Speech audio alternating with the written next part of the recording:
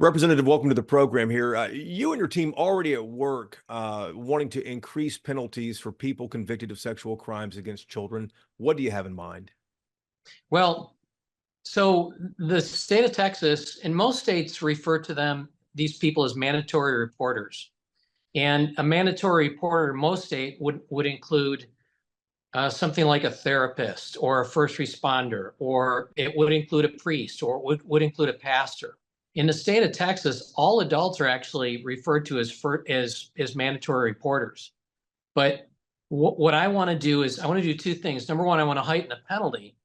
But number two, as it pertains to boards of directors of 501c3s, which would include a church, the board members are not considered mandatory reporters.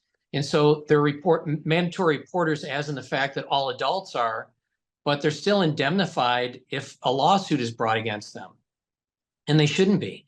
If you serve on the board of directors I've served on elder boards before. If you serve on an elder board of a church or of a 501c3 and you've got somebody, your executive director or one of your employees that has done something to a kid, you're not bound, and there are absolutely no consequences for you not sharing that information with police.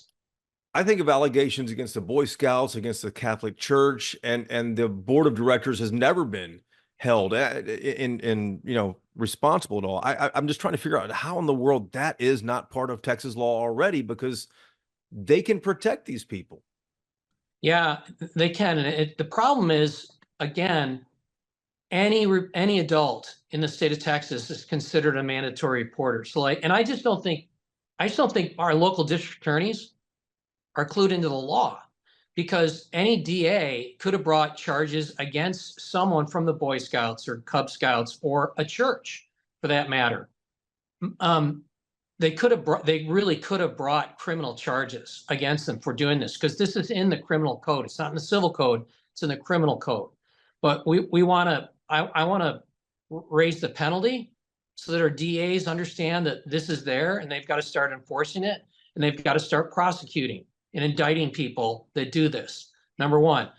But number two, I want to make sure that we understand that in the future, you can't be indemnified by some kind of insurance that your board carries against any kind of civil action against the board. We want to bring total clarity to the fact that you do this stuff, you cover it up, and there's going to be criminal and civil consequences. The civil consequences can include lawsuits of hundreds of thousands of dollars and wipe you out. What sparked your idea to include boards in this? I've got a staff member whose daughter was violated many years ago. And the person that did it was at a local ISD, and the ISD let this person go. And then they went to another ISD and they did the same thing again. And that ISD let them go. And I don't know if the ISD board ever knew about it, but I know that somebody in authority at those schools knew about it, and they failed to let other people know, which led to the eventual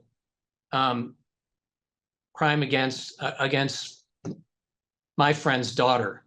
And this crap has to stop.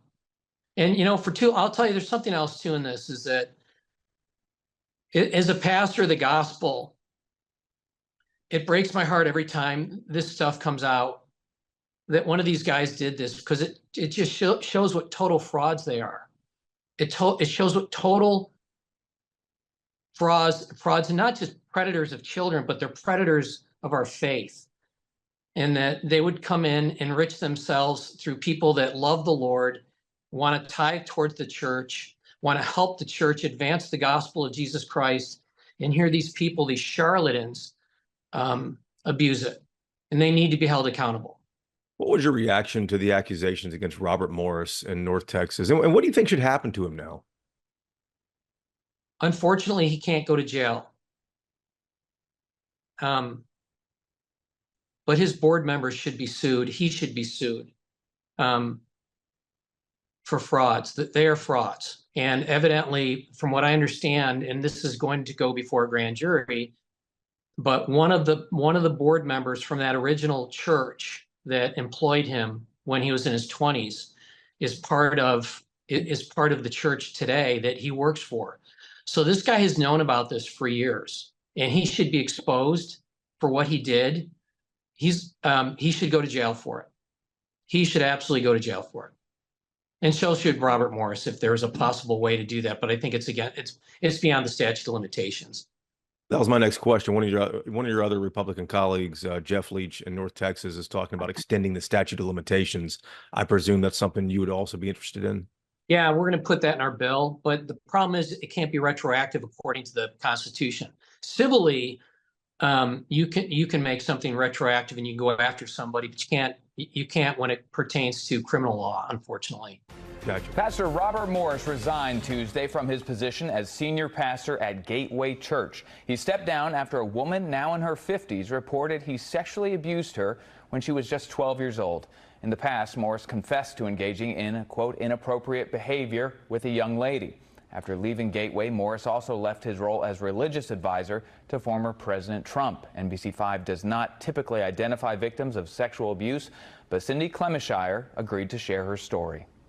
My hope is that, again, it goes to help other victims find courage to come forward and get help, to find predators and remove them, no matter where it is, schools, churches, whatever organization it is, or homes.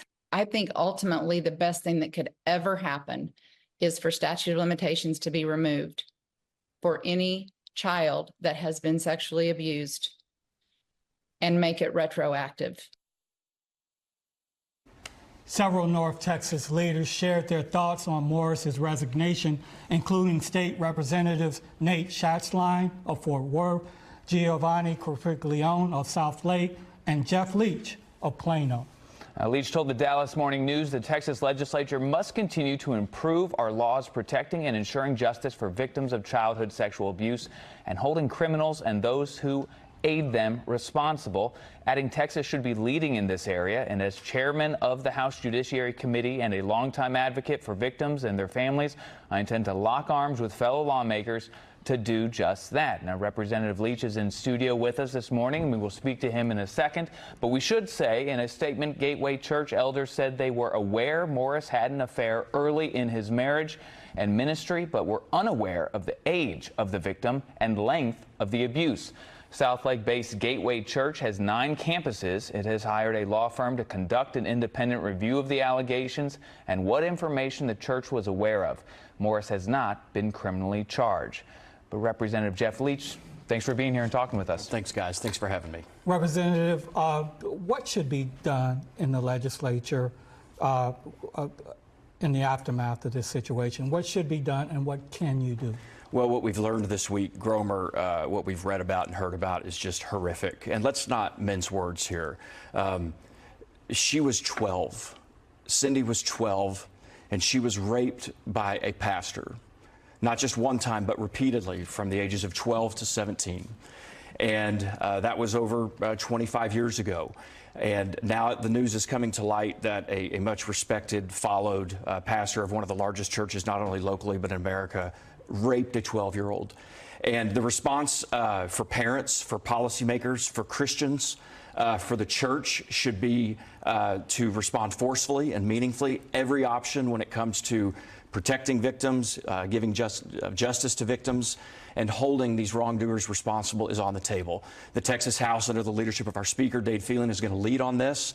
The conversation continues, and make no mistake, this will be a major policy discussion headed into next session, and I expect Texas to step up in a big way and lead the charge nationally in this area. So what options are on the table? I know in civil cases there is a statute of limitation, right? 30 years. Is that one of the options maybe? Absolutely. That the House will look at our statute of limitations issues, making sure that victims like Cindy and so many others, men and women across the state, past victims and current victims have a voice, that our courts are open to them to seek justice, not only civilly but criminally. We're going to look at the use of non-disclosure agreements and how those are utilized, I believe, in many cases wrongfully. We're going to look at at are mandatory reporting requirements.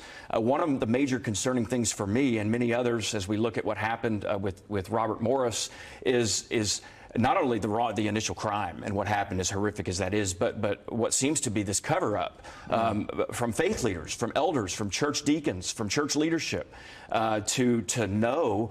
I'm not saying everybody knew, but there were some folks who knew that this wasn't just a young lady, but this was 12, a girl who was 12 years old. And so our mandatory reporting requirements, not only for all Texans, but for those in positions of leadership and trust, like teachers and ministers and coaches and whatnot.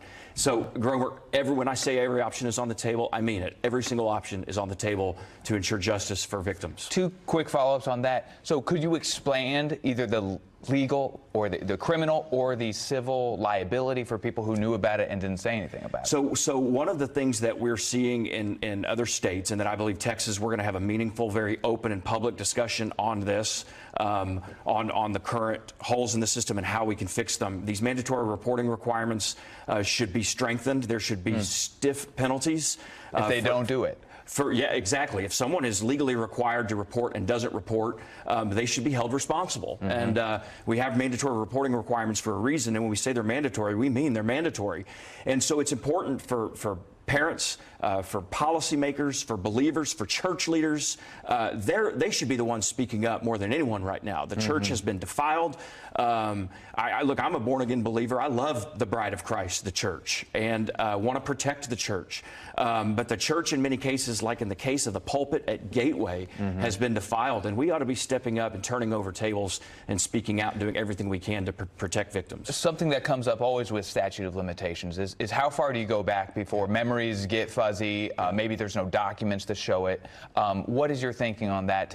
If somebody brings this case, can stick. So we want to, and we can, and we must create a system that ensures that victims have access to courts, but that also at the same time prevents and protects against frivolous and abusive lawsuits, which we know is out there, which we've seen in other states. It's a tough balance. Yeah, we have to be vigorous and very smart and wise in discerning in how we address these issues, and we can and we will be in the Texas House as we've always been. But deferring and erring on the side of protecting victims and making sure our courthouse is open to them if they want to seek justice. And there's many victims who right now are in the shadows who now and going forward may not want to come public like Cindy did, and that's perfectly okay. But in the case of someone like Cindy and so many others like her who have been wronged, who've been damaged, especially by pastors and leaders and teachers and coaches, counselors, they ought to be able to seek justice now and in the future. And I don't believe that justice should have an end date.